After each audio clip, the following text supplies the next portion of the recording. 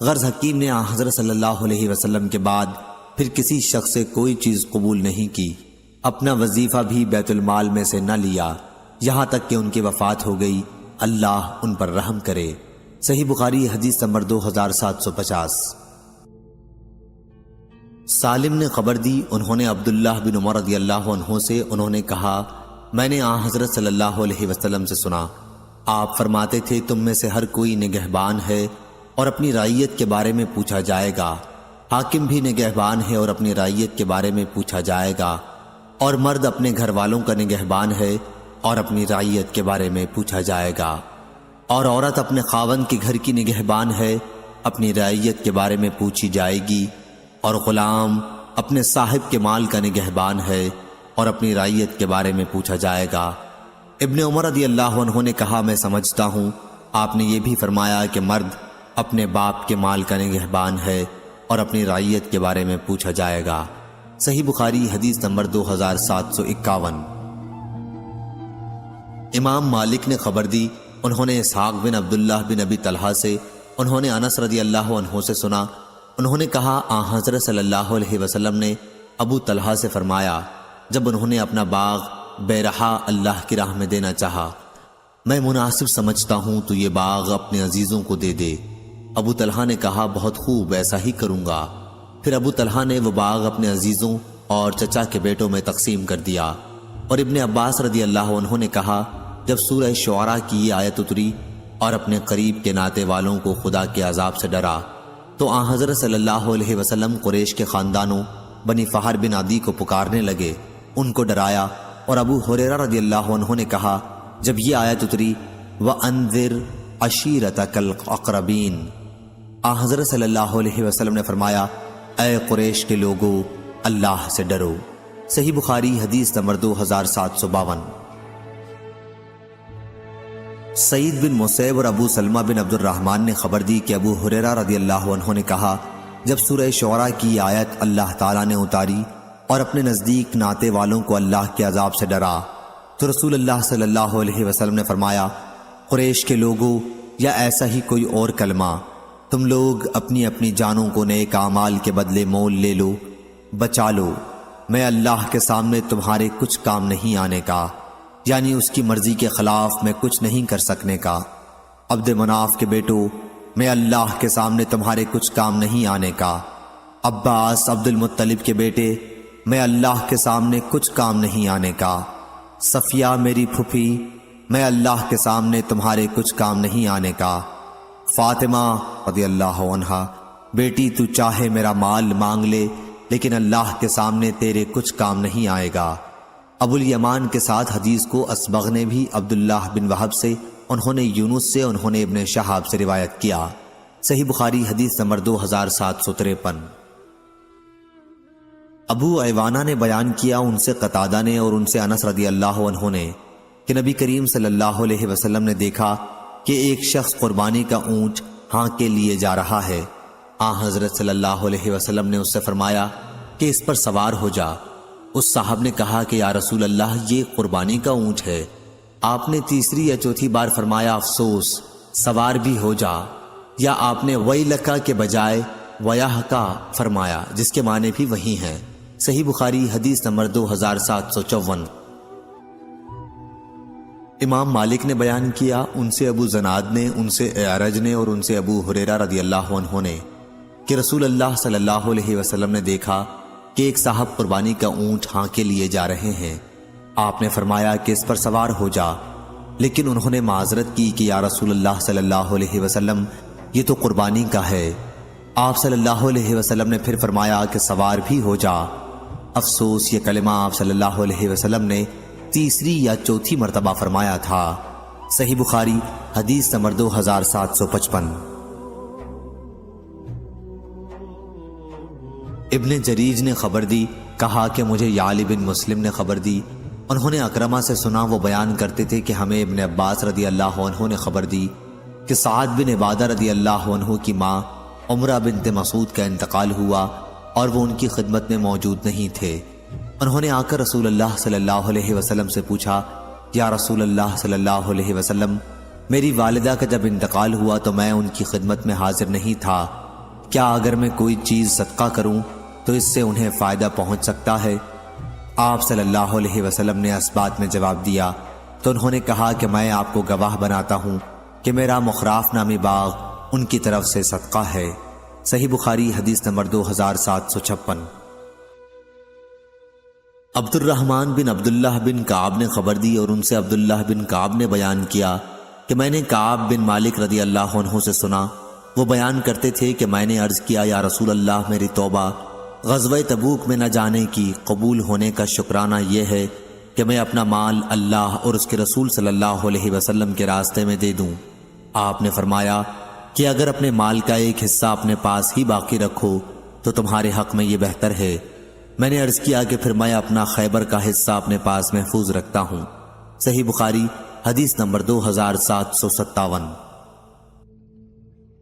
عبدالعزیز بن عبداللہ بن ابی سلمہ نے خبر دی، انہیں اسحاق بن عبداللہ بن ابی طلحہ نے امام بخاری رحمہ اللہ نے کہا کہ میں سمجھتا ہوں کہ یہ روایت انہوں نے انس رضی اللہ عنہ سے کی ہے کہ انہوں نے بیان کیا جب سورہ آل عمران کی یہ آیت نازل ہوئی کہ تم نیکی ہرگز نہیں پا سکتے جب تک اس مال میں سے خرچ نہ کرو جو تم کو زیادہ پسند ہے، تو ابو طلحہ رضی اللہ عنہ رسول اللہ صلی اللہ علیہ وسلم کی خدمت میں حاضر ہوئے اور عرض کیا یا رسول اللہ صلی اللہ علیہ وسلم، اللہ تبارک و تعالی اپنی کتاب میں فرماتا ہے کہ تم نیکی ہرگز نہیں پا سکتے جب تک اس مال میں سے خرچ نہ کرو جو تم کو زیادہ پسند ہے، اور میرے اموال میں سب سے پسند مجھے بیرحا ہے۔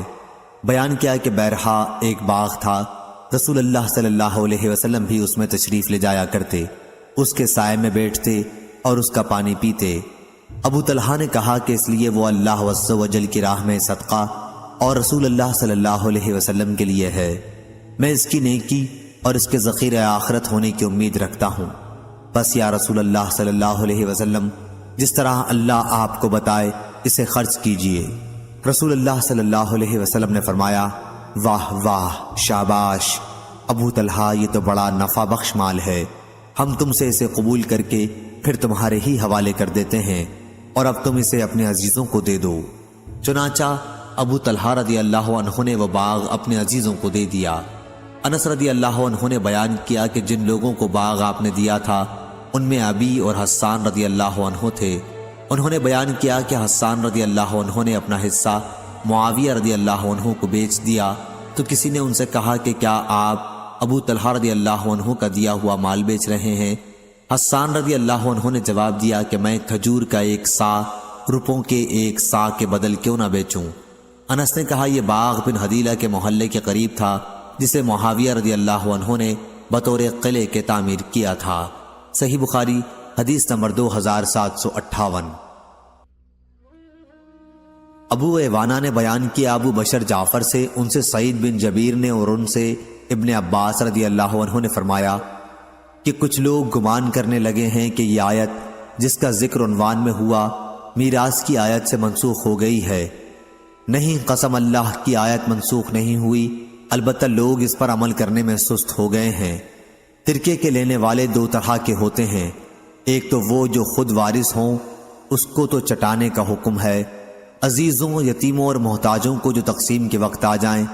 دوسرا جو خود وارث نہ ہو، اس کو نرمی سے جواب دینے کا حکم ہے، وہ یوں کہے میاں میں تم کو دینے کا اختیار نہیں رکھتا۔ صحیح بخاری حدیث نمبر 2759۔ امام مالک نے بیان کیا، ان سے ہشام نے، ان سے ان کے باپ نے اور ان سے عائشہ رضی اللہ عنہا نے کہا کہ ایک صحابی سعد بن عبادہ نے رسول اللہ صلی اللہ علیہ وسلم سے کہا کہ میری والدہ کی موت اچانک واقع ہو گئی، میرا خیال ہے کہ اگر انہیں گفتگو کا موقع ملتا تو وہ صدقہ کرتی، تو کیا میں ان کی طرف سے خیرات کر سکتا ہوں؟ آپ صلی اللہ علیہ وسلم نے فرمایا کہ ہاں، ان کی طرف سے خیرات کر۔ صحیح بخاری حدیث نمبر 2760۔ امام مالک نے خبر دی ابن شہاب سے، انہیں عبید اللہ بن عبداللہ نے اور انہیں ابن عباس رضی اللہ عنہ نے کہ سعد بن عبادہ رضی اللہ عنہ نے رسول اللہ صلی اللہ علیہ وسلم سے مسئلہ پوچھا۔ انہوں نے عرض کیا کہ میری ماں کا انتقال ہو گیا ہے اور اس کے ذمے ایک نظر تھی۔ آپ صلی اللہ علیہ وسلم نے فرمایا کہ ان کی طرف سے نظر پوری کر دے۔ صحیح بخاری حدیث نمبر 2761۔ یعلی بن مسلم نے خبر دی، انہوں نے ابن عباس رضی اللہ عنہ کے غلام اکرمہ سے سنا اور انہیں ابن عباس رضی اللہ عنہ نے خبر دی کہ قبیلہ بنی سعادہ کے بھائی سعد بن عبادہ رضی اللہ عنہ کی ماں کا انتقال ہوا تو وہ ان کی خدمت میں حاضر نہیں تھے، بلکہ رسول اللہ صلی اللہ علیہ وسلم کے ساتھ غزوہ دومت الجندل میں شریک تھے۔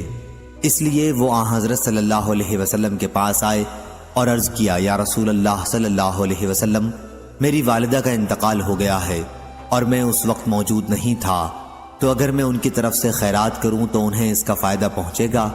آپ صلی اللہ علیہ وسلم نے فرمایا کہ ہاں۔ سعد رضی اللہ عنہ نے اس پر کہا کہ میں آپ کو گواہ بناتا ہوں کہ میرا باغ مخراف نامی ان کی طرف سے خیرات ہے۔ صحیح بخاری حدیث نمبر 2762۔ شعیب نے خبر دی زہری سے کہ عروہ بن زبیر رضی اللہ عنہ ان سے حدیث بیان کرتے تھے۔ انہوں نے عائشہ رضی اللہ عنہا سے آیت وَإِنْ خِفْتُمْ أَلَّا تُقْسِطُوا فِي الْيَتَامَى فَانكِحُوا مَا طَابَ لَكُم مِّن نِّسَاءٍ، ترجمہ اوپر گزر چکا، کا مطلب پوچھا تو عائشہ رضی اللہ عنہا نے فرمایا کہ اس سے مراد وہ یتیم لڑکی ہے جو اپنے ولی کی زیر پرورش ہو، پھر ولی کے دل میں اس کا حسن اور اس کے مال کی طرف سے رغبت نکاح پیدا ہو جائے، مگر اس کم مہر پر جو ویسی لڑکیوں کا ہونا چاہیے، تو اس طرح نکاح کرنے سے روکا گیا۔ لیکن یہ کہ ولی ان کے ساتھ پورے مہر کی ادائیگی میں انصاف سے کام لیں تو نکاح کر سکتے ہیں، اور انہیں لڑکیوں کے سوا دوسری عورتوں سے نکاح کرنے کا حکم دیا گیا۔ عائشہ رضی اللہ عنہا نے بیان کیا کہ پھر لوگوں نے رسول اللہ صلی اللہ علیہ وسلم سے پوچھا تو اللہ عز و جل نے یہ آیت نازل فرمائی کہ آپ سے لوگ عورتوں کے متعلق پوچھتے ہیں، آپ کہہ دیں کہ اللہ تمہیں ان کے بارے میں ہدایت کرتا ہے۔ حضرت عائشہ رضی اللہ عنہا نے کہا کہ پھر اللہ تعالیٰ نے اس آیت میں بیان کر دیا کہ یتیم لڑکی اگر جمال اور مال والی ہو اور ان کے ولی ان سے نکاح کرنے کے خواہش مند ہوں لیکن پورا مہر دینے میں ان کے خاندان کے طریقوں کی پابندی نہ کر سکیں تو وہ ان سے نکاح مت کریں، جبکہ مال اور حسن کی کمی کی وجہ سے ان کی طرف انہیں کوئی رغبت نہ ہوتی ہو تو انہیں وہ چھوڑ دیتے اور ان کے سوا کسی دوسری عورت کو تلاش کرتے۔ راوی نے کہا جس طرح ایسے لوگ رغبت نہ ہونے کی صورت میں ان یتیم لڑکیوں کو چھوڑ دیتے، اسی طرح ان کے لیے یہ بھی جائز نہیں کہ جب ان لڑکیوں کی طرف انہیں رغبت ہو تو ان کے پورے مہر کے معاملے میں اور ان کے حقوق ادا کرنے میں انصاف سے کام لیے بغیر ان سے نکاح کریں۔ صحیح بخاری حدیث نمبر 2763۔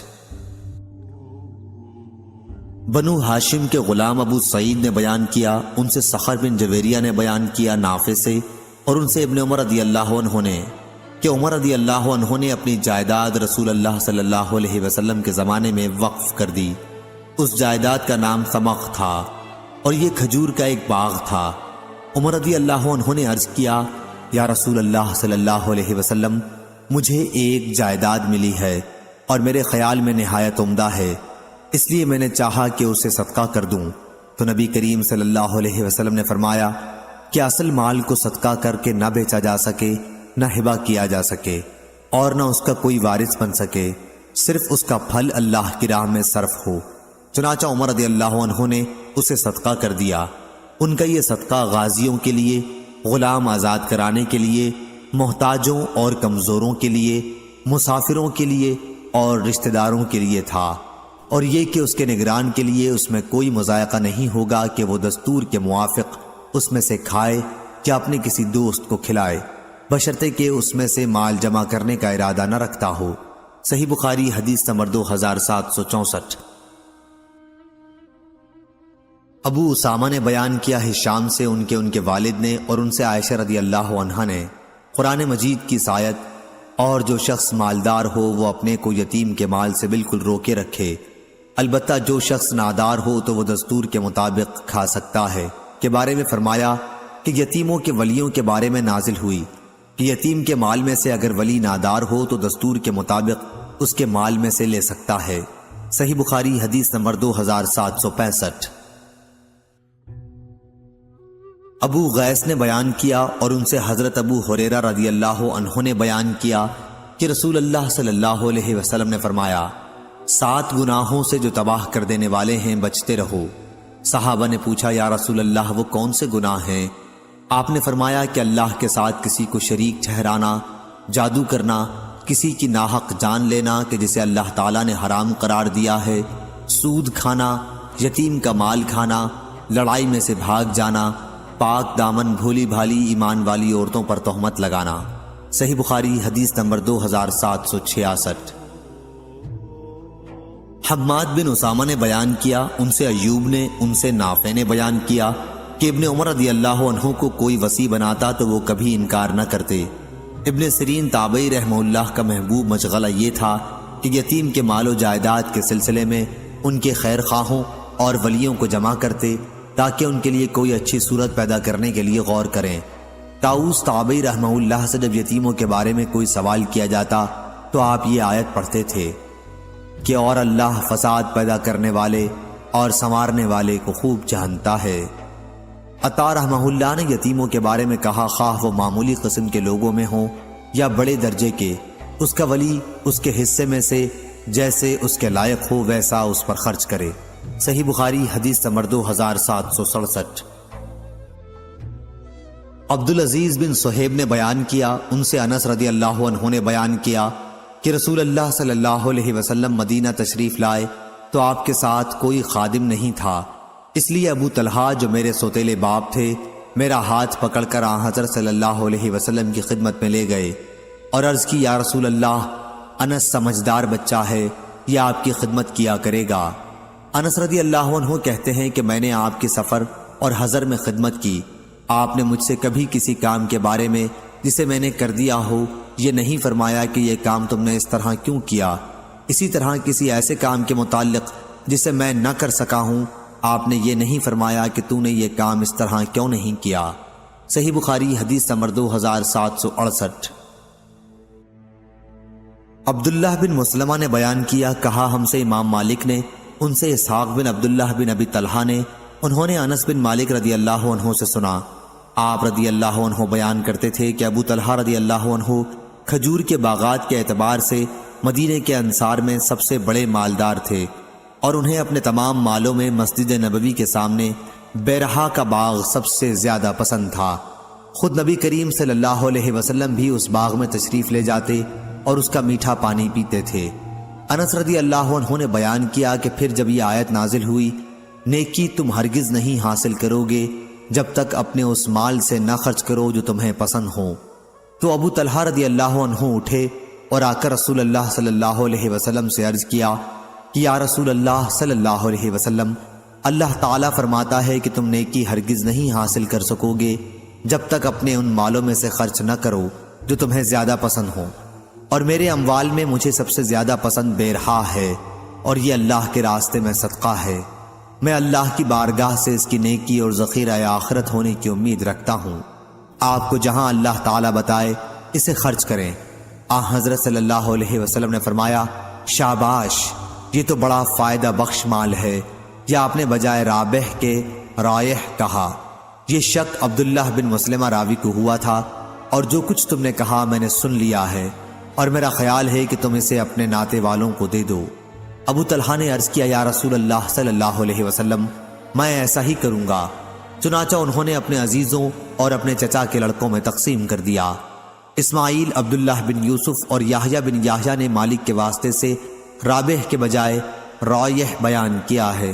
صحیح بخاری حدیث نمبر 2769۔ عمرو بن دینار نے بیان کیا اکرمہ سے، اور انہوں نے ابن عباس رضی اللہ عنہ سے، کہ ایک صحابی سعد بن عبادہ نے رسول اللہ صلی اللہ علیہ وسلم سے پوچھا کہ ان کی ماں کا انتقال ہو گیا ہے، کیا اگر وہ ان کی طرف سے خیرات کریں تو انہیں اس کا فائدہ پہنچے گا؟ آپ نے جواب دیا کہ ہاں۔ اس پر ان صحابی نے کہا کہ میرا ایک پرمیوہ باغ ہے اور میں آپ کو گواہ بناتا ہوں کہ میں نے وہ ان کی طرف سے یہ صدقہ کر دیا۔ صحیح بخاری حدیث نمبر 2770۔ عبد الوارث نے بیان کیا، ان سے ابو طیاح یزید بن حمید نے، اور ان سے انس رضی اللہ عنہ نے، انہوں نے کہا حضرت صلی اللہ علیہ وسلم نے مدینے میں مسجد بنانے کا حکم دیا اور بنی نجار سے فرمایا تم اپنے اس باغ کا مجھ سے مول کر لو۔ انہوں نے کہا ہرگز نہیں، خدا کی قسم ہم تو اللہ ہی سے اس کا مول لیں گے۔ صحیح بخاری حدیث نمبر 2771۔ عبداللہ بن عمر رضی اللہ عنہ نے بیان کیا، عمر رضی اللہ عنہ کو خیبر میں ایک زمین ملی جس کا نام سمغ تھا، تو آپ نبی کریم صلی اللہ علیہ وسلم کی خدمت میں حاضر ہوئے اور عرض کیا کہ مجھے ایک زمین ملی ہے اور اس سے عمدہ مال مجھے کبھی نہیں ملا تھا، آپ اس کے بارے میں مجھے کیا مشورہ دیتے ہیں؟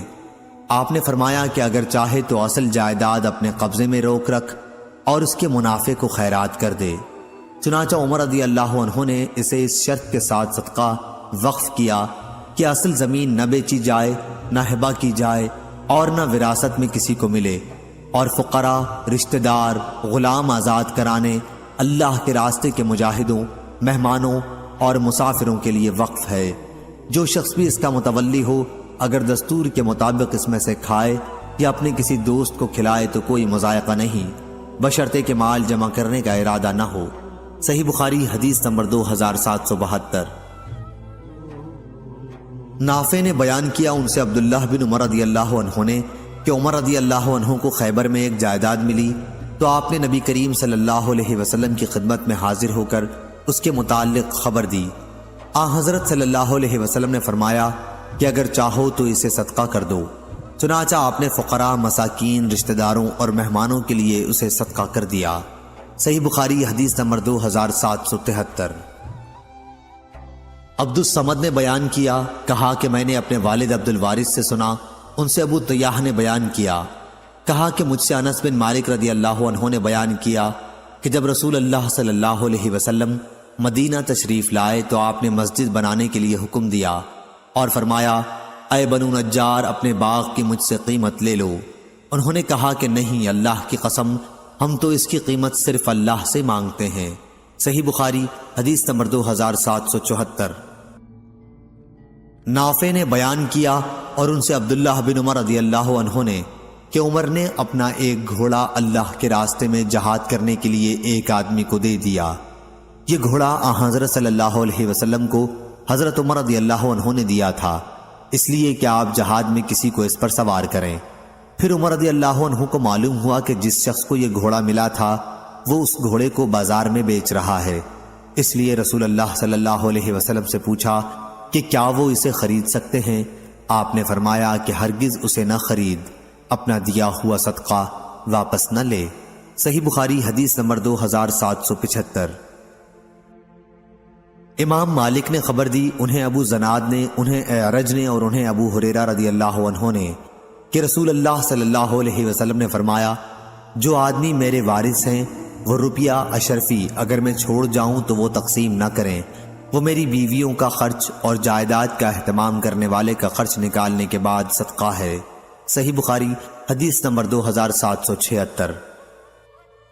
حماد بن زید نے بیان کیا، ان سے ایوب سختیانی نے، ان سے نافع نے اور ان سے عبداللہ بن عمر رضی اللہ عنہ نے کہ عمر رضی اللہ عنہ نے اپنے وقف میں یہ شرط لگائی تھی کہ اس کا متولی اس میں سے کھا سکتا ہے اور اپنے دوست کو کھلا سکتا ہے، پر وہ دولت نہ جوڑے۔ صحیح بخاری حدیث نمبر 2777۔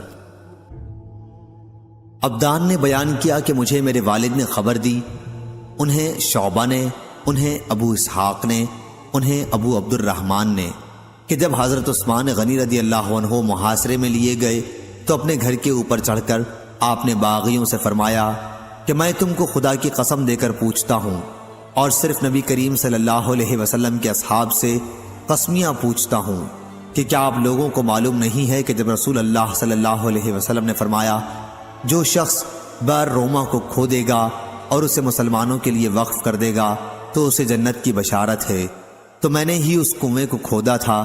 کیا آپ لوگوں کو معلوم نہیں ہے کہ حضرت صلی اللہ علیہ وسلم نے جب فرمایا تھا کہ جیش اسرت غزوہ تبوک پر جانے والے لشکر کو جو شخص ساز و سامان سے لیس کر دے گا تو اسے جنت کی بشارت ہے، تو میں نے ہی اسے مسلح کیا تھا۔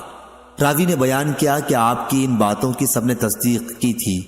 حضرت عمر رضی اللہ عنہ نے اپنے وقف کے متعلق فرمایا تھا کہ اس کا منتظم اگر اس میں سے کھائے تو کوئی حرج نہیں ہے۔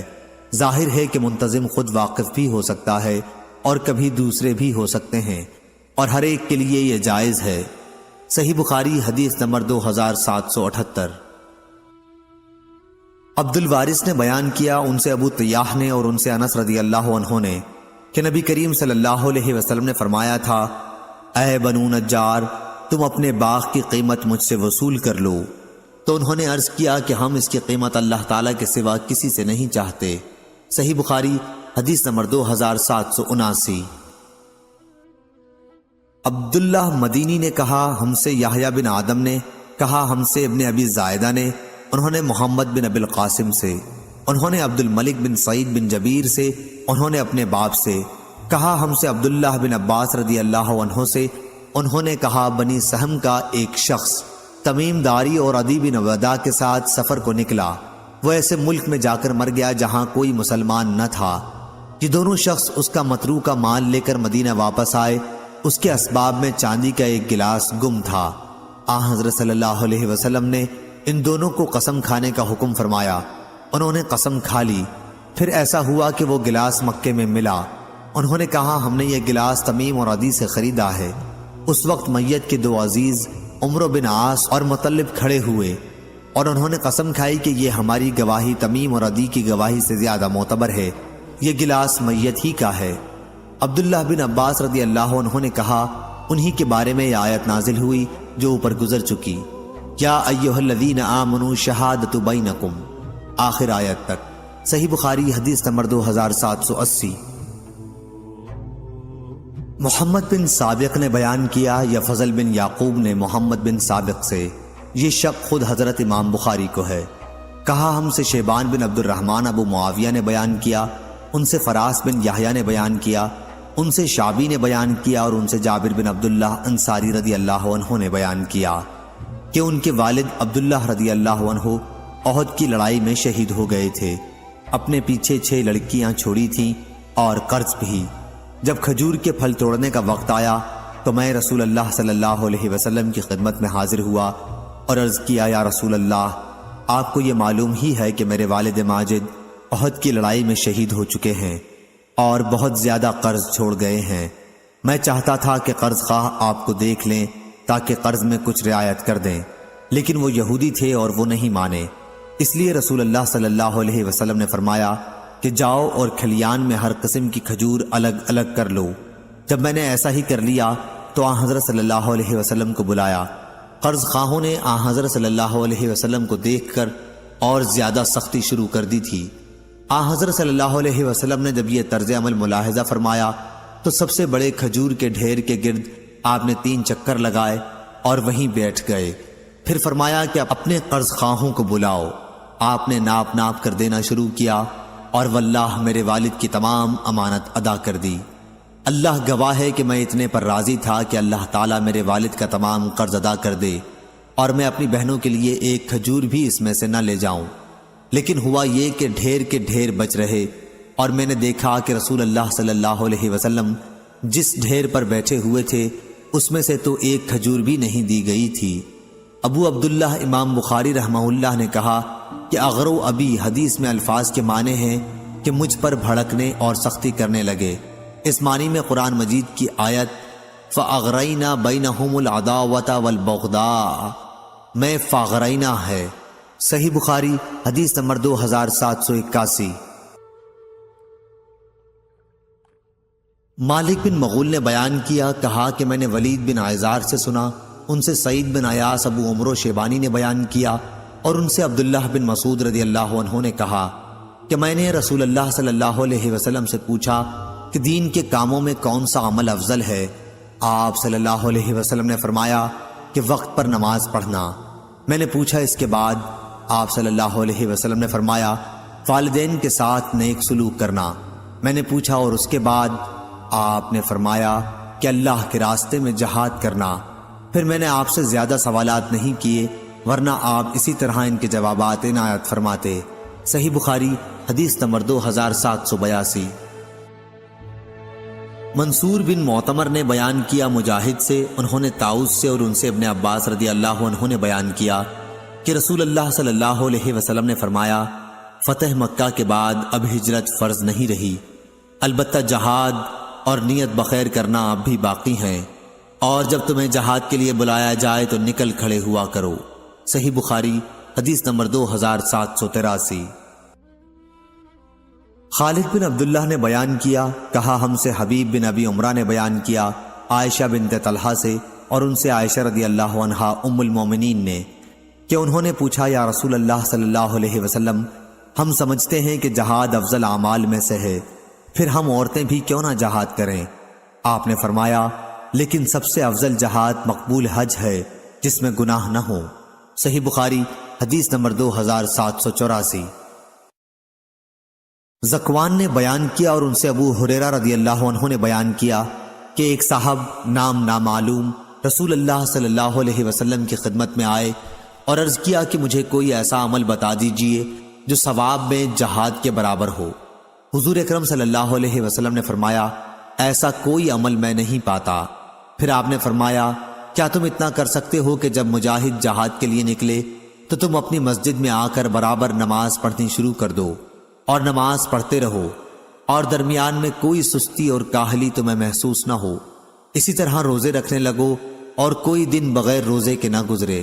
ان صحاب نے عرض کیا بھلا ایسا کون کر سکتا ہے؟ ابو ہریرہ رضی اللہ عنہ نے فرمایا کہ مجاہد کا گھوڑا جب رسی میں بندھا ہوا زمین پر پاؤں مارتا ہے تو اس پر بھی اس کے لیے نیکیاں لکھی جاتی ہیں۔ صحیح بخاری حدیث نمبر 2785۔ عطا بن یزید لیثی نے کہا اور ان سے ابو سعید خدری رضی اللہ عنہ نے بیان کیا کہ عرض کیا یا رسول اللہ صلی اللہ علیہ وسلم کون شخص سب سے افضل ہے؟ آپ صلی اللہ علیہ وسلم نے فرمایا وہ مومن جو اللہ کے راستے میں اپنی جان اور مال سے جہاد کرے۔ صحابہ رضی اللہ عنہم نے پوچھا اور اس کے بعد کون؟ فرمایا وہ مومن جو پہاڑ کی کسی گھاٹی میں رہنا اختیار کرے، اللہ تعالیٰ کا خوف رکھتا ہو اور لوگوں کو چھوڑ کر اپنی برائی سے ان کو محفوظ رکھے۔ صحیح بخاری حدیث نمبر 2786۔ سعید بن مسیب نے خبر دی اور ان سے ابو ہریرہ رضی اللہ عنہ نے بیان کیا کہ میں نے رسول اللہ صلی اللہ علیہ وسلم سے سنا، آپ صلی اللہ علیہ وسلم فرما رہے تھے کہ اللہ کے راستے میں جہاد کرنے والے کی مثال، اور اللہ تعالیٰ اس شخص کو خوب جانتا ہے جو خلوص دل کے ساتھ صرف اللہ کی رضا کے لیے اللہ کے راستے میں جہاد کرتا ہے، اس شخص کی سی ہے جو رات میں برابر نماز پڑھتا رہے اور دن میں برابر روزے رکھتا رہے، اور اللہ تعالیٰ نے اپنے راستے میں جہاد کرنے والے کے لیے اس کی ذمہ داری لے لی ہے کہ اگر اسے شہادت دے گا تو اسے بے حساب و کتاب جنت میں داخل کرے گا، یا پھر زندہ و سلامت گھر، ثواب اور مال غنیمت کے ساتھ واپس کرے گا۔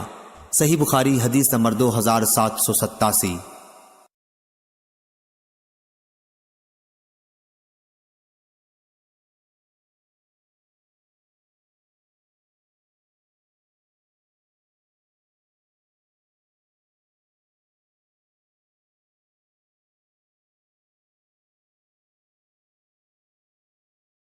فلیح نے بیان کیا، ان سے ہلال بن علی نے، ان سے عطا بن یسار نے اور ان سے ابو ہریرہ رضی اللہ عنہ نے بیان کیا کہ رسول اللہ صلی اللہ علیہ وسلم نے فرمایا جو شخص اللہ اور اس کے رسول پر ایمان لائے اور نماز قائم کرے اور رمضان کے روزے رکھے تو اللہ تعالیٰ پر حق ہے کہ وہ اسے جنت میں داخل کرے گا، خواہ اللہ کے راستے میں وہ جہاد کرے یا اسی جگہ پڑا رہے جہاں پیدا ہوا تھا۔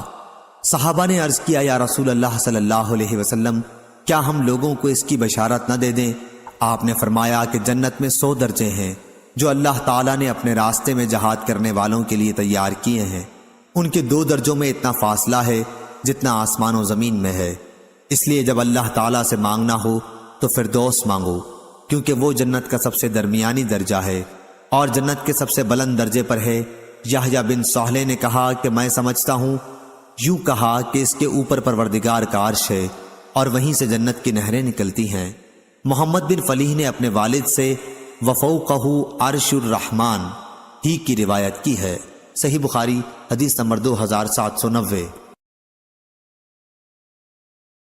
موسیٰ بن اسماعیل نے بیان کیا، کہا ہم سے جریر نے، کہا ہم سے ابو رجا نے، ان سے سمرہ بن جندب رضی اللہ عنہ نے کہ نبی کریم صلی اللہ علیہ وسلم نے فرمایا میں نے رات میں 2 آدمی دیکھے جو میرے پاس آئے، پھر وہ مجھے لے کر ایک درخت پر چڑھے اور اس کے بعد مجھے ایک ایسے مکان میں لے گئے جو نہایت خوبصورت اور بڑا پاکیزہ تھا، ایسا خوبصورت مکان میں نے کبھی نہیں دیکھا تھا۔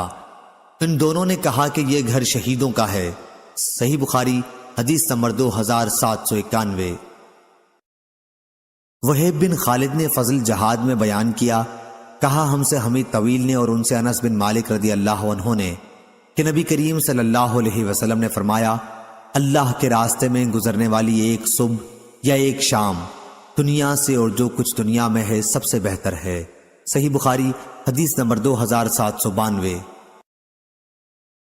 محمد بن فلیح نے بیان کیا، انہوں نے کہا مجھ سے میرے والد نے بیان کیا، ہلال بن علی سے، ان سے عبد الرحمن بن ابی نمرہ نے، ان سے ابو ہریرہ رضی اللہ عنہ نے کہ نبی کریم صلی اللہ علیہ وسلم نے فرمایا، جنت میں ایک کمان، ہاتھ، جگہ دنیا کی ان تمام چیزوں سے بہتر ہے جن پر سورج طلوع اور غروب ہوتا ہے۔ اور آپ صلی اللہ علیہ وسلم نے فرمایا، اللہ کے راستے میں ایک صبح یا ایک شام چلنا ان سب چیزوں سے بہتر ہے جن پر سورج طلوع اور غروب ہوتا ہے۔ صحیح بخاری حدیث نمبر 2793۔ سفیان نے بیان کیا، انہوں نے ابو حازم سے اور ان سے سہل بن سعد رضی اللہ عنہ نے کہ رسول اللہ صلی اللہ علیہ وسلم نے فرمایا، اللہ کے راستے میں گزرنے والی ایک صبح و شام دنیا اور جو کچھ دنیا میں ہے سب سے بڑھ کر ہے۔ صحیح بخاری حدیث نمبر 2794۔ حمید نے بیان کیا اور انہوں نے انس بن مالک رضی اللہ عنہ سے سنا کہ نبی کریم صلی اللہ علیہ وسلم نے فرمایا، کوئی بھی اللہ کا بندہ جو مر جائے اور اللہ کے پاس اس کی کچھ بھی نیکی جمع ہو، وہ پھر دنیا میں آنا پسند نہیں کرتا کہ اس کو ساری دنیا اور جو کچھ اس میں ہے سب کچھ مل جائے، مگر شہید پھر دنیا میں آنا چاہتا ہے کہ جب وہ اللہ تعالیٰ کے یہاں شہادت کی فضیلت کو دیکھے گا تو چاہے گا کہ دنیا میں دوبارہ آئے اور پھر قتل ہو اللہ تعالیٰ کے راستے میں۔ صحیح بخاری حدیث نمبر 2795۔ اور میں نے انس بن مالک رضی اللہ عنہ سے سنا، وہ نبی کریم صلی اللہ علیہ وسلم کے حوالے سے بیان کرتے تھے کہ اللہ کے راستے میں ایک صبح یا شام بھی گزار دینا دنیا اور جو کچھ اس میں ہے سب سے بہتر ہے۔ اور کسی کے لیے جنت میں ہاتھ جگہ بھی، یا راوی کو شبہ ہے، ایک قید جگہ، قید سے مراد کوڑا ہے، دنیا و مافیہا سے بہتر ہے۔ اور اگر جنت کی کوئی عورت زمین کی طرف جھانک بھی لے تو زمین و آسمان اپنی تمام وسعتوں کے ساتھ منور ہو جائیں اور خوشبو سے معطر ہو جائیں۔ اس کے سر کا دوپٹہ بھی دنیا اور اس کی ساری چیزوں سے بڑھ کر ہے۔ صحیح بخاری حدیث نمبر 2796۔ ظاہری نے بیان کیا، انہیں سعید بن مسیب نے، ان سے ابو ہریرہ رضی اللہ عنہ نے بیان کیا کہ میں نے رسول اللہ صلی اللہ علیہ وسلم سے سنا، آپ صلی اللہ علیہ وسلم فرما رہے تھے، اس ذات کی قسم جس کے ہاتھ میں میری جان ہے، اگر مسلمانوں کے دلوں میں اس سے رنج نہ ہوتا کہ میں ان کو چھوڑ کر جہاد کے لیے نکل جاؤں، اور مجھے خود اتنی سواریاں میسر نہیں ہیں کہ ان سب کو سوار کر کے اپنے ساتھ لے چلوں، تو میں کسی چھوٹے سے چھوٹے ایسے لشکر کے ساتھ جانے سے بھی نہ رکتا جو اللہ کے راستے میں غزوے کے لیے جا رہا ہوتا۔ اس ذات کی قسم جس کے ہاتھ میں میری جان ہے، میری تو آرزو ہے کہ میں اللہ کے راستے میں قتل کیا جاؤں، پھر زندہ کیا جاؤں، پھر قتل کیا جاؤں، اور پھر زندہ کیا جاؤں، پھر قتل کیا جاؤں، اور پھر زندہ کیا جاؤں، اور پھر قتل کر دیا جاؤں۔ صحیح بخاری حدیث نمبر 2797۔ یوسف بن یعقوب صفار نے بیان کیا، کہا ہم سے اسماعیل بن علیہ نے، ان سے ایوب نے، ان سے حمید بن ہلال نے، اور ان سے انس بن مالک رضی اللہ عنہ نے بیان کیا کہ رسول اللہ صلی اللہ علیہ وسلم نے خطبہ دیا۔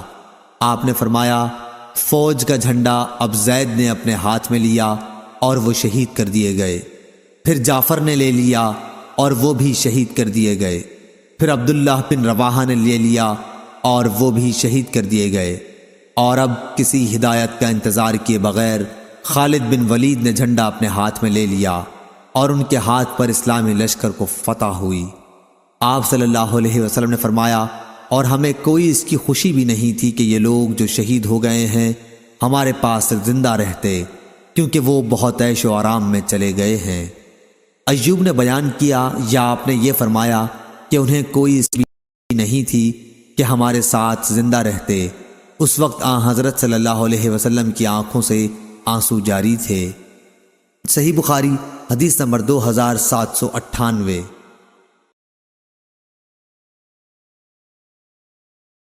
یحییٰ بن سعید انصاری نے بیان کیا، ان سے محمد بن یحییٰ بن حبان نے، اور ان سے انس بن مالک رضی اللہ عنہ نے اور ان سے ان کی خالہ ام حرام بنت ملحان رضی اللہ عنہا نے بیان کیا کہ ایک دن نبی کریم صلی اللہ علیہ وسلم میرے قریب ہی سو گئے، پھر جب بیدار ہوئے تو مسکرا رہے تھے۔ میں نے عرض کیا کہ آپ کس بات پر ہنس رہے ہیں؟ فرمایا میری امت کے کچھ لوگ میرے سامنے پیش کیے گئے جو غزوہ کرنے کے لیے اس بہتے دریا پر سوار ہو کر جا رہے تھے جیسے بادشاہ تخت پر چڑھتے ہیں۔ میں نے عرض کیا پھر آپ میرے لیے بھی دعا کر دیجئے کہ اللہ تعالیٰ مجھے بھی انہی میں سے بنا دے۔ آپ نے ان کے لیے دعا فرمائی، پھر دوبارہ آپ سو گئے اور پہلے کی طرح اس مرتبہ بھی کیا بیدار ہوتے ہوئے مسکرائے۔